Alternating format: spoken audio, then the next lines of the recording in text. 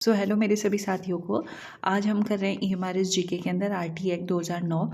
ये आपके लिए सिर्फ 2 पेजेस का ही रहने वाला है, तो प्लीज़ आप इसे एक बार रिवाइज कर लीजिएगा। इसमें कुछ धाराएं हैं और कुछ डेट्स वगैरह याद रखनी है, तो डेट्स आप याद रख सकते हैं और धाराएं मैं आपको इतना फ्रिक्वेंटली अच्छे से फन वे में याद करा दूँगी कि आपको इसे एक बार ही पढ़ना होगा। और इसकी PDF जो है वो मैं अपने टेलीग्राम चैनल पर आपको शेयर कर दूँगी, तो वहाँ पर आप देख लीजिएगा, ठीक है।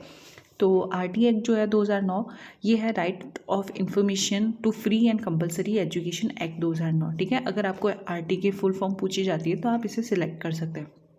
Right of children to free and compulsory education act, ठीक है।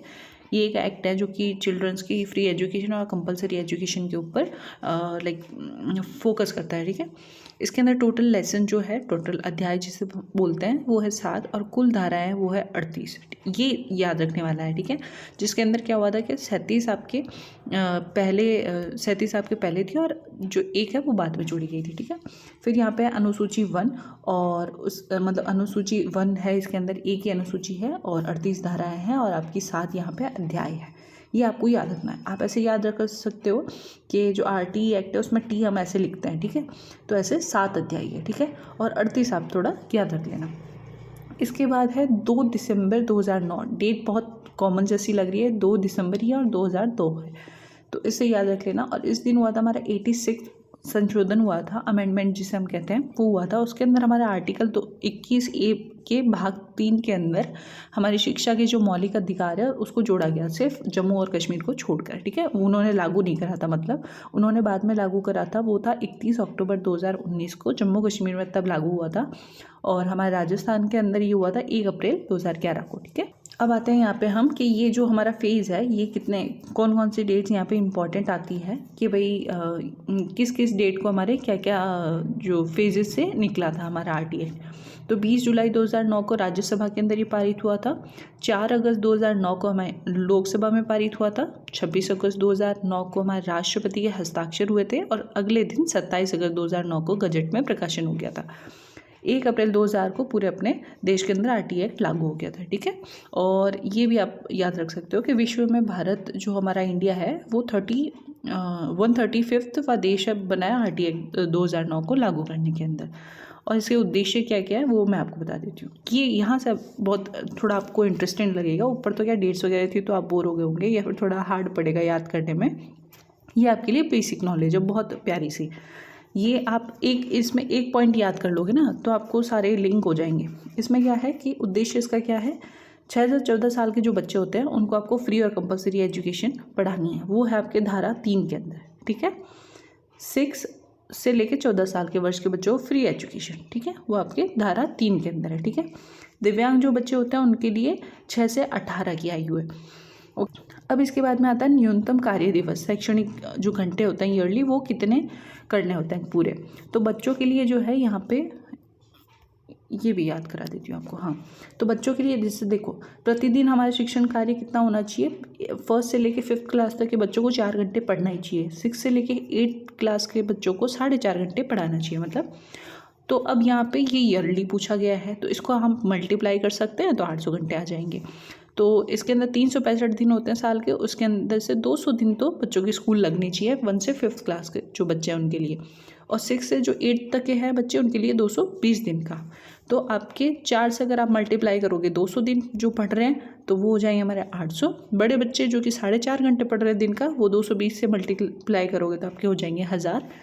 इस तरह से एक टीचर का भी न्यूनतम साप्ताहिक घंटे होते हैं। भाई एक टीचर को भी वीकली इतने घंटे तो आपको पढ़ाना ही है टीचर को, तो वो टीचर का कितने घंटे होते हैं न्यूनतम, वो होते हैं 45। ये कैसे आया, 4.5 घंटे को अगर आप जो दिन का कितना 4.5 घंटा पढ़ा रहे हैं, 6 दिन अगर वो पढ़ाएगा तो 45 आवर्स हो जाएंगे, ठीक है। तो ऐसे आप लिंक करके इनको याद कर सकते हो।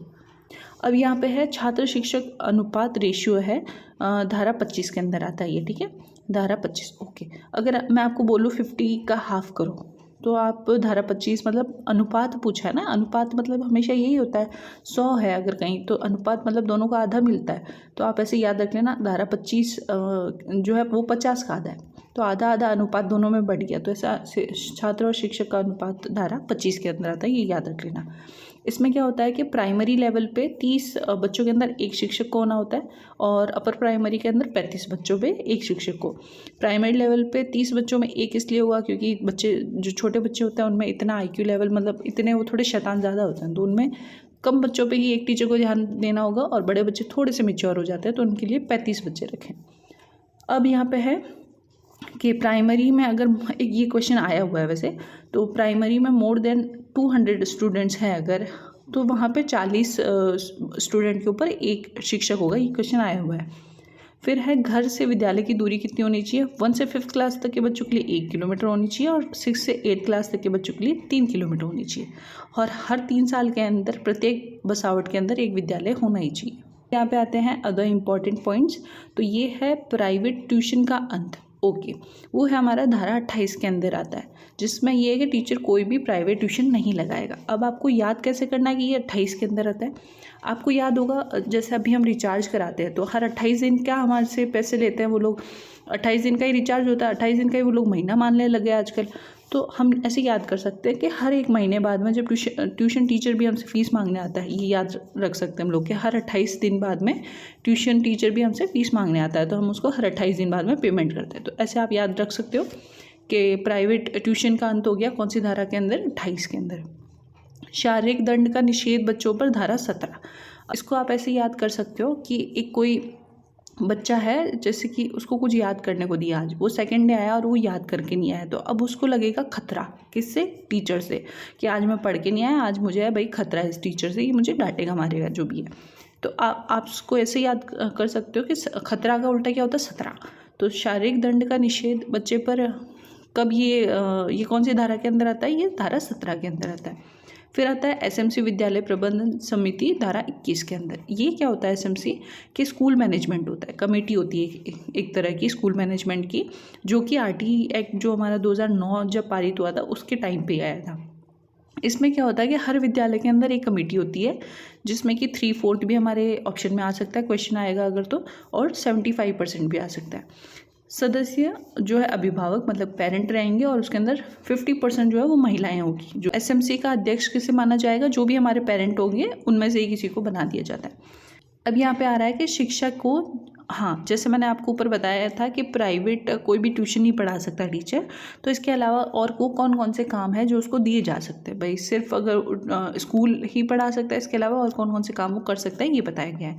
वो धारा है हमारी धारा 27 के अंदर। इसमें क्या है कि शिक्षक को जनगणना, आपदा राहत कार्य और चुनाव संबंधी जो कार्य है उनके अलावा कोई भी गैर शैक्षणिक कार्यों के अंदर नहीं लगाया जाएगा गवर्नमेंट की तरफ से। तो अब इसको आप ऐसे याद कर सकते हो कि शिक्षक के लिए अच्छा, ये शिक्षा लिखा है मैंने, यहाँ शिक्षक होगा, तो अब क्या शिक्षक के लिए अच्छा है अगर वो जनगणना, आपदा राहत कार्य और चुनाव संबंधी कार्यों से जुड़ता है। तो क्यों? क्योंकि ट्यूशन पढ़ा रहा था तो उसे 28 दिन ही ट्यूशन पढ़ाना पड़ रहा था, और आपदा जो राहत कार्य, चुनाव और जनगणना इसके अंदर वो काम करेगा तो वो 27 दिन ही काम करेगा, उसके लिए अच्छा है, एक दिन उसे छुट्टी मिल जाएगी। ऐसे आप इसको लिंक करके याद कर सकते हो।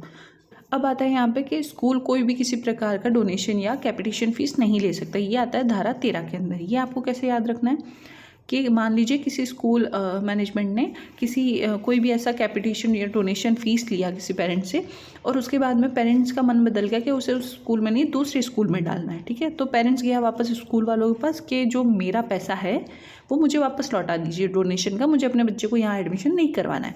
तो वो प्रिंसिपल क्या बोलेगा कि तेरा क्या करता है, कोई डोनेशन फीस नहीं दी, ये सारा पैसा मेरा है, तेरा क्या करता है, ऐसे करके याद रख सकते हो, ठीक है।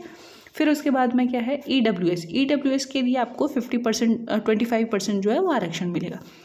ये है ये आपकी धारा 12 के अंदर। अब इसको आप धारा 12 कैसे याद कर सकते हो कि 25% का आरक्षण है, 25 का हाफ कितना होता है, 12.5, तो 12 धारा के अंदर आता है, ठीक है। पर इसके लिए इस 12 धारा को याद रखने के लिए आपको 25% पहले याद रखना ज़रूरी है। तो ये आप याद रखना कि EWS के लिए 25% का आरक्षण है, ठीक है। आयु के अनुसार प्रवेश दिया जाएगा, ठीक है। फिर है मदर टंग में education, activity based learning, holistic development पर फोकस किया जाएगा। ये आता है हमारा धारा 29 के अंदर। ये आपको कैसे याद रखना है, जैसे मैंने आपको ऊपर बताया था कि जो ट्यूशन टीचर है, ये रहा हमारा ट्यूशन टीचर है, वो कितने दिन, 28 दिन पढ़ाता है, तभी तो फीस मांगने आ जाता है बार बार। तो हम क्या करेंगे, हमारा जो बच्चा है, हम जब छोटे थे तो हम 28 डेज़ तक तो ट्यूशन पढ़ते थे, तभी तो जाके हम 29th डे भाई हमारी छुट्टी होती थी, तभी तो हम activity based learning, holistic development कर पाते थे अपना। वो एक ही दिन तो हमें मिलता था जिस दिन हमारी ट्यूशन की छुट्टी होती थी। और 27 धारा के अंदर क्या है, अगर आप ट्यूशन नहीं पढ़ाओगे, 28 धारा में हमारा ट्यूशन है, अगर आप ट्यूशन नहीं पढ़ाओगे तो आपको आपदा राहत कार्य, चुनाव और जनगणना के अंदर लगा दिया जाएगा, वो हमारी धारा 27 के अंदर है।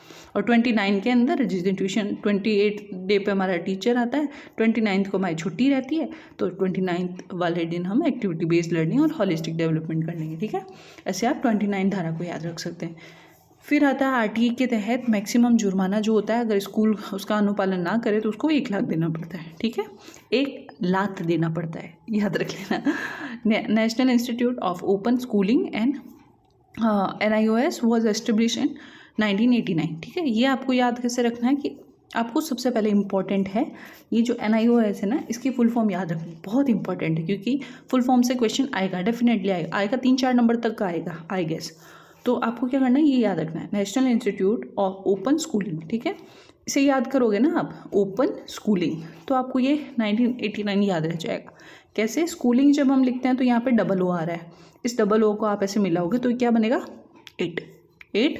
उसके बाद आप यहाँ पे ओपन का ओ देखोगे तो ओ ऐसे, ओ और ऐसे कर देना, ओ और ऐसे 9, तो 89 हमारा हो जाएगा NIOS। ठीक है, पर इसके लिए ये 1989 याद रखने के लिए आपको national institute of open schooling याद रखनी पड़ेगी। ऐसे लिंक करके याद करोगे तो थोड़ा आपको ईजी रहेगा कि चीज़ें वहाँ पे ऑप्शन में आप छांट पाओगे, वरना आपको याद नहीं रहेगा। So thank you so much. अगर आपको ये वीडियो पसंद आई है तो please spread your love. And secondly, इसकी PDF आपको टेलीग्राम ग्रुप में मिल जाएगी, और टेलीग्राम का मैंने आपको चैनल के डिस्क्रिप्शन में भी दे रखा है, और इस वीडियो के डिस्क्रिप्शन में मैं नीचे आपको टेलीग्राम का लिंक दे दूँगी। Thank you so much.